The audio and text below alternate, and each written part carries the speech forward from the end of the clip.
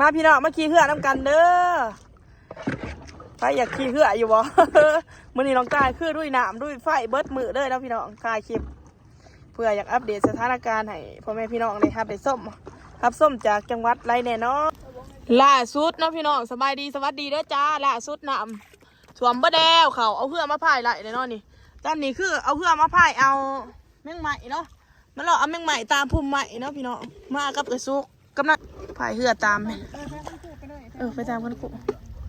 ไปเอาแมงขับนะเอามาขัวกินแดงบังหน้าพี่น้องเอ้ย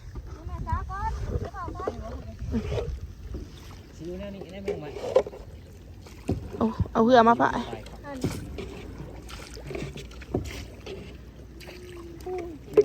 พ้นนี่ตกลงมาเรื่อยๆเนาะพายเหือไหลไปนะแถวนี้อันนี้แมงขับตัวหนึ่งอันนี้แมงขับตัวหนึ่งพายมาเบิ้งสิจับเอานี่รอบเบิ้งเอ็นมึงสินั่งยังนับมาพี่นั่งทั้งกลางมันหันอะไรพี่เบิ้งโอน่ะสาเลยเป็นคนสาหนามเลยสาตัวไหนมันอยู่ก่อนจะเอาแม่ฮะยังไม่ขับอ่ะเนี่ยเบิ้งซะกัน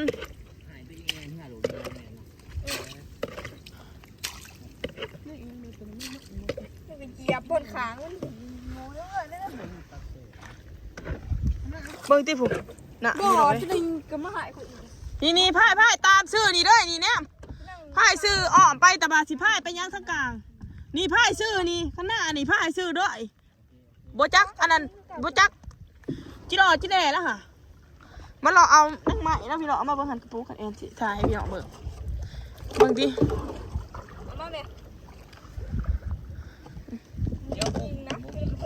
โอ้แถววงอย่างมันตกเซะนี่พี่น้องมาหล่อคนเนี่ยนี่แมงไหม้ได้สนิทเนาะมาจับพอได้เอาไปขัวเบิ่งตามพุ่มใหม่เลยมันรบหนามสวมเลยรบหนามสวมบิดหนามสวมแล้วมาเจอคนขี่เหือเนาะ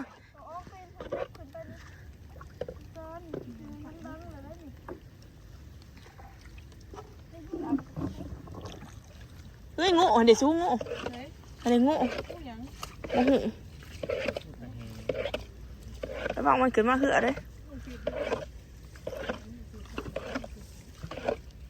บ่มีเนาะจีดอเนาะไปเบื่อเอาไปเอาแม่งขับพุ่นนะมึงที่พี่เนาะเสียงหนามป้อเสียงหนามใดแห้งเป็นแห้งมาจับแมงไหม้นี่เนาะแมงไหม้ที่ใดเอามาเบิกกระซุกนี่ก็เป็นแมงไหม้ที่ใดนะพี่เนาะนี่ขี้เขื่อนเราจับแมงไหม้หวานเฮาใส่ได้เต๋อได้นี่แมงขับป้อปูแดงเต็มเสือกระซุกกระซุกพายเขื่อนเนาะ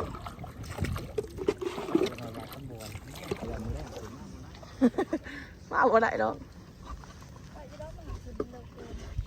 โอ้เขียดงูแดงแล้วยันงูแล้วมันสัดใส่น้ำท่วมแล้วน้องพี่น้องน้ำแกงไปเรื่อยๆนอกจากกวาดสิพบเป่าไม้เรื่องที่ผุนน้ำ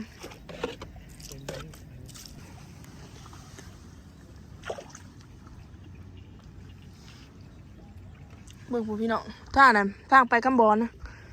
บ้านน้องหิท่านเด้พูนบ่อนอ่ะระวังเด้อแต่มาปลูกขั้วคิดว่าชีวิตแต่กระโดดไปหล่อจับเป็นไหมนะเนาะอะไรมันมาน้ำเห่าบ่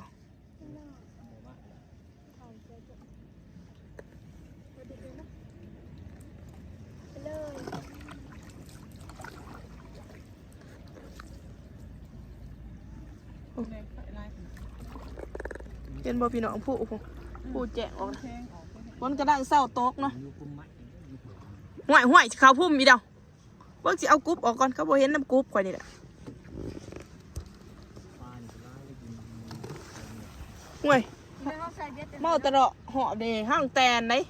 มันเด็ดอีพอเดี๋ยวได้หมดน่ะนี่เด้อเดี๋ยวบ้างมึงมุมนี่ไปไว้ข้างล่างอยู่แม่ไปจีบแม่ไม่งุแม่ปุ่นแม่เดี๋ยวมาจับอ่างมึงหมดแดงพี่น้องได้เขาเห็นใบหนึ่งในเถียงอันนี้เอ้ยหมดแดงคนดังมันเบิดแดงมึงที่พี่น้องเลยซุกเป็นผู้พ่ายเหือเนาะสัตว์หนาสัตว์ลังเนาะพ่ายนี่ก็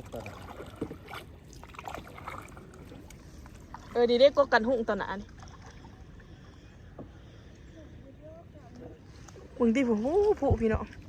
ไพ่เดย์ไอเรืองหันเนาะใช่เยอะพ่ายว่าเชียงหนามมันโตนเนาะอันนี้เป็นเขาวัดได้แถวนี่พี่น้องแต่ว่าหนามันถ่วมหมดแล้วพวกมึงเนี่ยมึงก่อน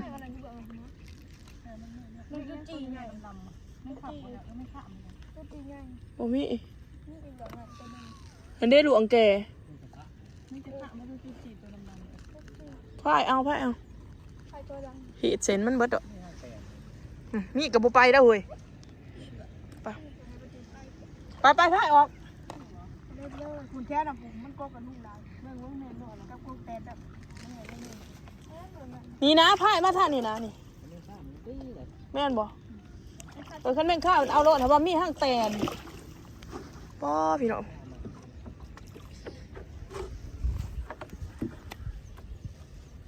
พี่น้องมาขี่เหือน้ำกันเด้อไปอยากขี่เหืออยู่บ่ มื้อนี้น้องกายคือด้วยน้ำด้วยไฟเบิดมือเด้อแล้วพี่น้องถ่ายคลิปเพื่ออยากอัปเดตสถานการณ์ให้พ่อแม่พี่น้องเลยครับได้ส้มครับส้มจากจังหวัดไรแน่เนาะคอมเมนต์มาอย่างแตนได้แถวนี่ค่ะห่วยแตนกับมันสิตอดกูได้นี่สู้ก่อนหมู่นี่อียังสิพายเขาจังสิบัดแตนกับผู้ดีแหละหันบินมาแล้วนี่แตนบินแล้วนี่อ๋อพายคือพายบ่เป็นนี่พายกับบ่เป็นปันไดอยู่แล้วเว้ยแม่หมดเห็นมาช่วยพายเหือกับพายน้ำหมูเฮ้ยโอ้ออกนอกเลยบ่นี่นะไปเอาตัวนี้นี่นะโอ้เนี่ยมูแดงไผ่ร้ายบ่ลายแดงไผ่โอ้มึงแดงไผ่กันเถอะขาออก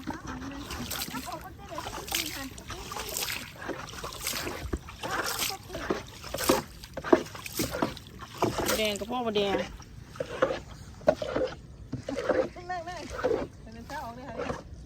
ตอนนี้แจกออกเลยพี่น้องป้อบดแดงไผ่โอ้มีแต่บดแดงได้มันเข่ามาเนี่ย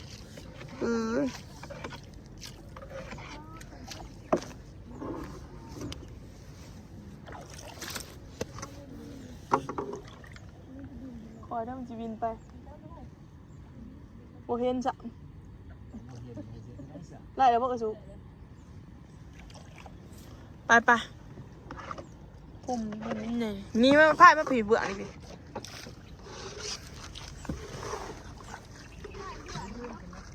ไปพี่น้องเพื่อนว่าจะตามห้างแตนนี่แต่ห้างแตนได้เพียงหางกกบ่ทางนุกมีทางนุกค่ะมีทางแตนก็เพิ่มมาหลังจ้ะค่ะ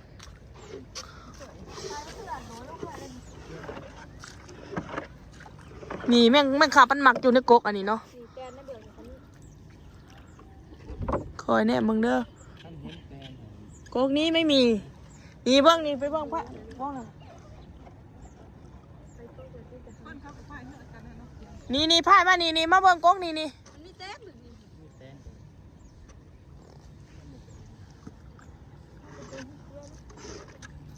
เอากับพายเหือคือกันนะเด้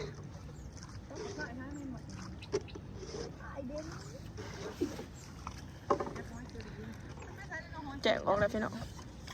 ห่วยมันก็อยู่หน้ามันแล้วอ่ะคอยพายเลยเด้อมันนะ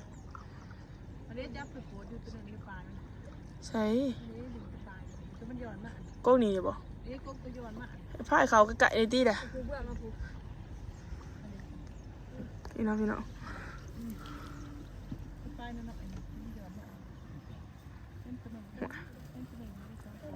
ใช่ พูนผ้ามันคุณนะ โอ้ยพอดีมันจะออกโอ้ยหมดแดงเอ้ยบูเขาเด้อเอาเฮ็ดบาดนี่เอ้ยหมดแดงมันเขาเหืออีเลยนี่ โอ้ยมันตีค่อยอันนี้อีกหนึ่งตักน้ำใส่เหือก่อน แอนเอามาเบิ่งแอนก็โอ้กูจีสาดหมดแดง สามมันกับเขามากที่เราเลยสามมันเขาไข่น้ำ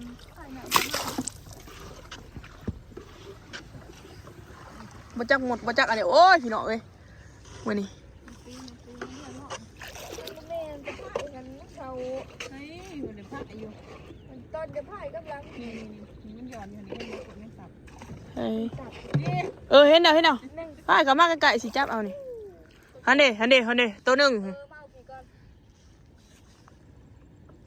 พายกลับไป นี่ยายน้ำหย่อน หันเด้ตัวหนึงพี่น้องนั่นครับ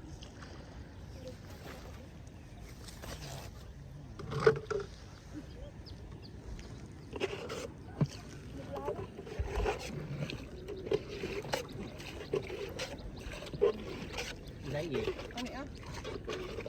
เบิ่งบ่แม่นบ่ เล็ดตัวนึงค่ะ เออ แม่มันแทนเลย บ่ยะดอกแตนค่ะให้มันตอดข่อยนี่เบิ่งฉันไม่กลัวแตนฉันกลัวแต่ตอ มาสิพายบนเหมือนหน้ามัน อะไรต่อยวะ พายบนเครื่อง ต่อยนานยังต่อย ป้า ใส่สุก เด้อเหรอ มันไม่ใช่ แม่ตาได้ นี่ก็พูดไปเรื่อย นี่มุดดำไม่ถูก พายออก ต่อย โมแม่นบอก บ่แม่นพายออก ต่อยตกลง นี่นะพายมันนี่นะโอ้ยเอาหัวกูบ่นี่ ถอยไปแคมขานะ จะไปเบื้องมันร้านนี่แทนที่งานไทย พ่อเสียงน้ำโตนเลยนี่พี่น้องเอ้ย แฟนไม่ต่อ เอ้าสิอวยไปสิได้ดิ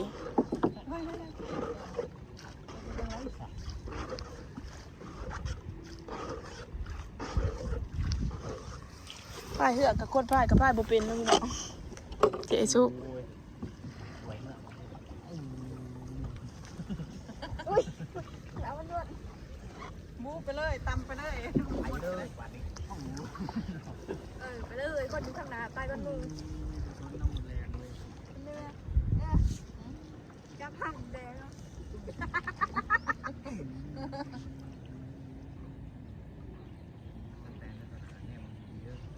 แล้วปกติน่า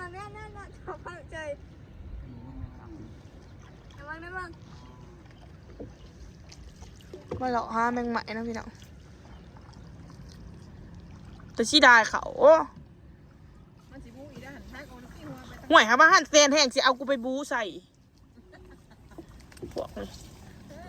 พวกนี้บ่มีพ่อโต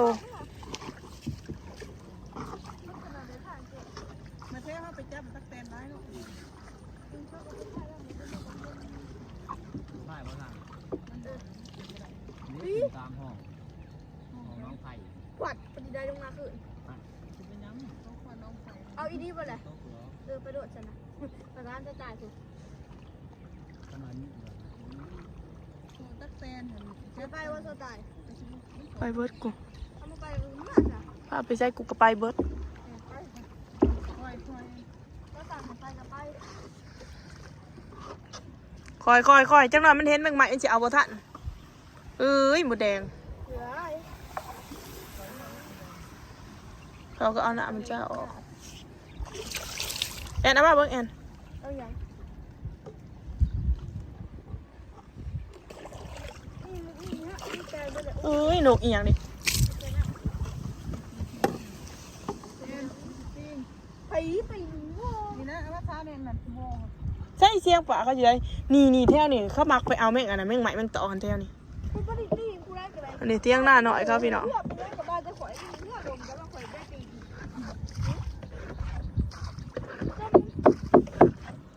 ก็เลยเนี่ย โอ้โหเนี่ยไปสิได้เขาได้พี่น้องเอ้ย เว้ยเนี่ยก็ยี่ทั้งโต๊ะผูก ใส่ เนี่ยก็เปื่อยหันโต๊ะสามผูก อันนี้หลวงกับพี่ มันอยู่แถวนี่พี่เลยนี่กุ๊กอันนี้กุ๊กไปขนาด หวาบ่สั้นหวา ต่อเลยสามตัวทั้งดวงแดงๆนะ ข่อยก็บ่เห็น เอ้าบอกว่าลูกใหม่มันดูในอันนี้ ป้าพี่น้องบรรยากาศผู้งามบ่เนี่ยโอเคเนาะพี่น้องสำหรับคลิปนี้ก็สิจบเพียงเท่านี้เด้อพามาเบิ่งอันนั้นเนาะมาเอาแมงใหม่แมงต่อพอกันใหม่คลิปหน้าบ๊ายบายฝากกดไลค์กดแชร์ให้เด้อแบดเบิร์ดอ่ะ